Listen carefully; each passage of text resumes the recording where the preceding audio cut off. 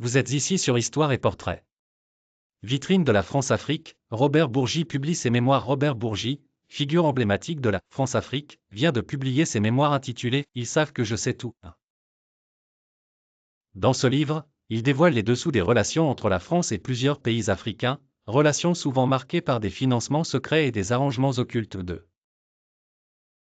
Bourgi, qui a côtoyé des figures politiques telles que Félix Houphouët-Boigny, Nicolas Sarkozy et Jacques Chirac, partage des anecdotes et des révélations sur les coulisses de la politique franco-africaine. Robert Bourgi raconte comment il a joué un rôle d'intermédiaire entre le président ivoirien et Nicolas Sarkozy durant la crise post-électorale de 2010 à 2011. Après la victoire contestée d'Alassane Ouattara, Gbagbo, soutenu par le Conseil constitutionnel ivoirien, refusait de quitter le pouvoir. Sarkozy, déterminé à obtenir son départ, demande à Bourgi d'intervenir. Celui-ci contacte Laurent Gbagbo depuis le bureau de Claude Guéant à l'Élysée, lui transmettant une offre de sortie honorable, un statut d'ancien chef d'État avec une dotation de 30 millions de francs CFA, une escorte et une chaire universitaire.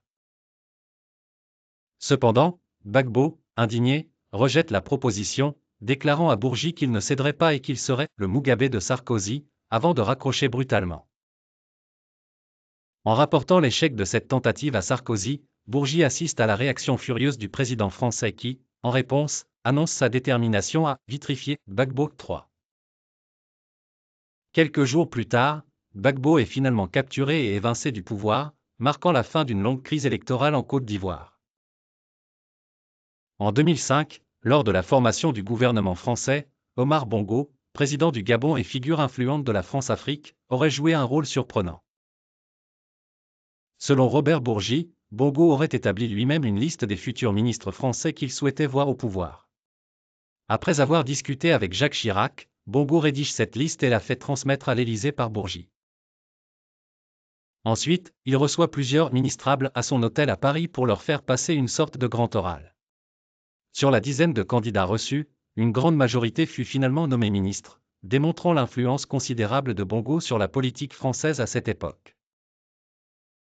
Bourgi a reconnu son implication dans des flux financiers controversés entre l'Afrique et les partis politiques français, notamment les financements du RPR par Félix Houphouët-Boigny ou les millions de dollars de Blaise Compaoré et Omar Bongo.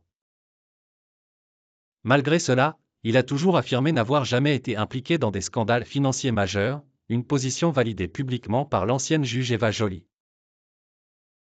En 2011, Bourgi tente de rompre avec ce système, dénonçant publiquement la corruption qui l'a entouré, ce qui lui vaut d'être mis à l'écart par certaines figures politiques françaises.